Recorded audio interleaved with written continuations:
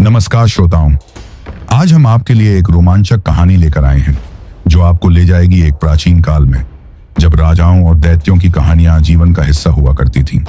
यह कहानी है राजा विदुरथ की, जिनके राज्य में शांति और समृद्धि का बोलबाला था। लेकिन एक दिन उनके सामने आया एक ऐसा रहस्य जिसने उनकी दुनिया को बदल दिया। तैयार हो जाइए, क्योंकि यह कथा है साहसिकता, रहस्य और एक ऐसे शत्रु की जो छिपा है धरती के नीचे। चलिए शुरू करते हैं। एक समय की बात है, इस पृथ्वी पर राजा विदुरथ नाम के एक महान राजा राज्य करते थे। उनकी कीर्ति दूर दूर तक फैली हुई थी और उनका नाम सुनते ही लोग श्रद्धा से सिर झुका देते थे। राजा के दो पुत्र थे, सुनीति और सुमति, दोनों ही अपने पिता के गुणों के वारिस। राजा विदुरथ को शिकार खेलने का बड़ा शौक था।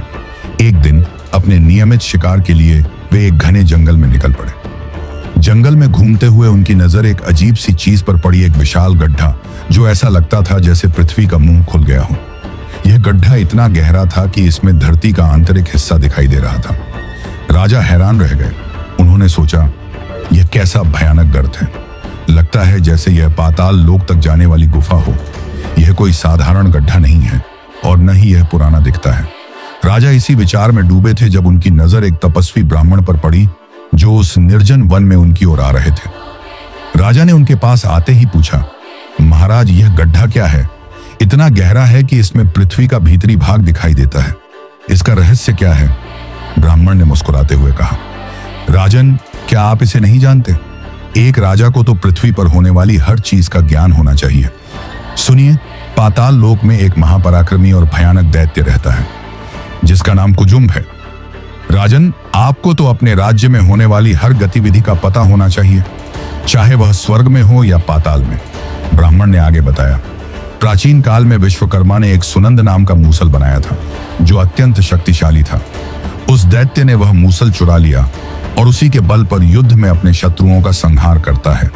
पाताल के अंदर रहते हुए वह उस मूसल से पृथ्वी को छेद देता है और इस तरह असुरों के आने जाने का एक द्वार बना लेता है। राजन, जब तक आप इस शत्रु का नाश नहीं करेंगे तब तक आप पूर्ण रूप से पृथ्वी के स्वामी नहीं बन सकते। राजा विदुरथ सुनते ही चकित हो गए। उन्होंने पूछा, महाराज, कोई तो रास्ता होगा इस दैत्य को रोकने का? ब्राह्मण ने एक रहस्य खोला। राजन, विद्वान लोग कहते हैं कि उस मूसल में एक अजीब कमजोरी है। यदि कोई युवती उस मूसल को छू ले तो उस दिन वह अपनी शक्ति खो देता है, लेकिन अगले दिन फिर से पहले जैसी शक्ति वापस आ जाती है। यह बात उस दुराचारी दैत्य को भी नहीं पता। और देखो ना, इस बार उसने यह छेद तुम्हारे नगर के इतने करीब बनाया है, फिर भी तुम निश्चिंत बैठे हो। राजा ने राजमहल आकर अपने मंत्रियों को भयानक गड्ढा, उसका चुराया हुआ सुनंद मूसल और सबसे खास वह रहस्य कि अगर कोई युवती उस मूसल को छू ले तो वह अपनी शक्ति खो देता है के बारे में बता रहे थे। पास ही बैठी राजा की पुत्री राजकुमारी मुदावती सब सुन रही थी। उसकी आंखों में एक चमक थी, जैसे वह कोई बड़ा निर्णय लेने की सोच रही हो। कुछ दिन बीते और तभी एक खबर आई। कुजुम्ब ने सखियों के साथ राजकुमारी मुदावती का अपहरण कर लिया। यह सुनकर राजा विदुरथ का गुस्सा 7वें आसमान पर पहुंच गया। उनकी आंखें क्रोध से लाल हो उठी। उन्होंने अपने दोनों पुत्रों सुनीति और सुमति, जो जंगल के रास्तों के जानकार थे, को बुलाया और हुक्म दिया, तुम दोनों तुरंत जाओ। उस दैत्य ने निश्चिंध्या नदी के तट पर एक गड्ढा बनाया है। उसी रास्ते से पाताल लोक में जाकर उस दुष्ट कुजुम्ब को मार डालो और अपनी बहन को छुड़ा लाओ। दोनों राजकुमार क्रोध से भरे हुए अपनी सेना के साथ उस गड्ढे के रास्ते पाताल लोक में उतर गए। वहां पहुंचते ही उन्होंने कुजुम्ब के साथ युद्ध शुरू कर दिया। युद्ध भयानक था। तलवारें, छांग, शक्ति और बाणों की बौछार से रणभूमि गूंज उठी। लेकिन कुजुम्ब कोई साधारण दैत्य नहीं था। उसने अपने शक्तिशाली मूसल से दोनों राजकुमारों को बंदी बना लिया और उनकी पूरी सेना का संहार कर डाला। जब यह दुखद समाचार राजा विदुरथ तक पहुंचा तो उनका दिल टूट गया, लेकिन उन्होंने हार नहीं मानी। उन्होंने अपने सबसे वीर योद्धाओं को बुलाया और ऐलान किया, जो भी इस दैत्य का वध करके मेरे दोनों पुत्रों और मेरी पुत्री को छुड़ा लाएगा, उससे ही मैं अपनी कन्या का विवाह करूंगा। यह घोषणा भनंदन के पुत्र वत्सप्रिय तक भी पहुंची। वत्सप्रिय एक बलवान, शस्त्रों का ज्ञाता और साहसी योद्धा था। उसने अपने पिता के प्रिय मित्र राजा विदुरथ के पास जाकर उन्हें प्रणाम किया और विनम्रता से कहा, महाराज, मुझे आज्ञा दीजिए, मैं उस दैत्य को मारकर आपके दोनों पुत्रों और राजकुमारी को छुड़ा लाऊंगा। राजा विदुरथ की आंखें खुशी से चमक उठी। उन्होंने अपने मित्र के इस साहसी पुत्र को गले से लगा लिया और कहा, तुम्हें अपने इस कार्य में सफलता प्राप्त हो। वत्स प्रिय उस विशाल गड्ढे के रास्ते तेजी से पाताल लोक की ओर बढ़ गया।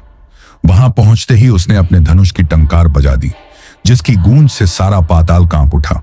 वह टंकार सुनकर दैत्यराज कुजुम्भ अपनी विशाल सेना के साथ क्रोध में भरा हुआ वहां आ पहुंचा और वत्सप्रिय के साथ युद्ध शुरू कर दिया। दोनों ओर से सेनाएं थीं। एक बलवान वीर का दूसरे बलवान वीर से सामना हो रहा था। 3 दिन तक घमासान युद्ध चला। तलवारों की खनक, बाणों की बौछार और शूलों की चोट से रणभूमि थर्रा रही थी। तीसरे दिन कुजुम्भ क्रोध में आग बबूला हो गया। वह दौड़कर अपना शक्तिशाली सुनंद मूसल लेने गया। यह वही मूसल था जिसे प्रजापति विश्वकर्मा ने बनाया था और जिसकी पूजा हर दिन गंध, माला और भोग से होती थी। यह मूसल हमेशा अंतःपुर में रखा जाता था। जब कुजुम्भ उस मूसल को हाथ में लेने वापस आया, यहाँ कहानी में एक चतुर मोड़ आता है। राजकुमारी मुदावती, जो उस मूसल के रहस्य को जानती थी, मौके की नजाकत को समझ गई। मुदावती ने नमस्कार के बहाने कुजुम्भ के हाथ में पकड़े उस मूसल को बार बार छूकर उसकी शक्ति को नष्ट कर दिया। कुजुम्भ युद्ध भूमि में मूसल लेकर लौटा और उसने जोरदार प्रहार किए, लेकिन अचानक उसे एहसास हुआ कि मूसल का कोई असर नहीं हो रहा। वह दिव्य अस्त्र पूरी तरह निष्प्रभावी हो चुका था। हताश होकर उसने दूसरे हथियार उठाए, लेकिन वत्सप्रिय उससे कई कदम आगे था। उसने कुजुम्भ के रथ को नष्ट कर दिया। क्रोध में भरा दैत्य अब ढाल और तलवार लेकर वत्सप्रिय की ओर दौड़ा, लेकिन वत्सप्रिय ने कालाग्नि के समान प्रज्वलित अग्नेय अस्त्र से उस पर प्रहार किया। वह प्रहार इतना घातक था कि दैत्य की छाती में गहरी चोट लगी और उसके प्राण पखेरु उड़ गए। कुजुम्भ मारा गया। कुजुम्भ के मरते ही पाताल लोक में हर्षोल्लास छा गया। वहां रहने वाले बड़े बड़े नागों ने उत्सव मनाया। आकाश से वत्सप्रिय पर फूलों की वर्षा होने लगी। गंधर्वराज गाने लगे और देवताओं के बाजे बज उठे। कुजुम्भ के अंत के बाद नागों के अधिपति भगवान अनंत, जिन्हें शेषनाग भी कहते हैं, ने उस मूसल को अपने कब्जे में ले लिया। मुदावती ने उस मूसल के गुण को जानकर बार बार उसका स्पर्श किया था, इसलिए भगवान अनंत ने उसका नाम सुनंदा रख दिया। वत्सप्रिय ने दोनों राजकुमारों और मुदावती को लेकर राजा विदुरथ के पास वापस लौटे। उन्होंने राजा को प्रणाम किया और कहा, राजन, आपकी आज्ञा के अनुसार मैं आपके दोनों पुत्रों और मुदावती को छुड़ा लाया हूं। वत्सप्रिय के इस साहसिक कार्य को देखकर राजा विदुरथ का हृदय खुशी से भर उठा। उन्होंने वत्सप्रिय से कहा, आज देवताओं ने 3 कारणों से मेरा सम्मान बढ़ाया है। पहला, तुम मुझे जामाता के रूप में प्राप्त हुए। दूसरा, मेरा शत्रु कुजुम्भ मारा गया। और तीसरा, मेरी संतानें कुशल पूर्वक मेरे पास लौट आईं। इसलिए आज के इस शुभ मुहूर्त में तुम मेरी पुत्री मुदावती का पाणी ग्रहण करो। यह कहकर राजा विदुरथ ने बड़े हर्ष के साथ वत्सप्रिय और मुदावती का विधि विधान से विवाह करवाया। विवाह के बाद वत्सप्रिय अपनी नवविवाहिता पत्नी मुदावती के साथ रमणीय प्रदेशों और राजमहलों में विचरण करने लगा। दोनों के बीच प्रेम का बंधन दिन ब दिन गहरा होता गया। दोस्तों, उम्मीद है कि आपको यह रोमांचक और प्रेरणादायक कहानी पसंद आई होगी। अगर आप चाहते हैं कि हम ऐसी और कहानियां लाएं, जरूर बताइए। हमारे पॉडकास्ट को सब्सक्राइब करना न भूलें और अपने दोस्तों के साथ इसे शेयर करें। तब तक अपना ख्याल रखिए और प्राचीन कथाओं की इस दुनिया में खोए रहिए। जय श्री कृष्ण।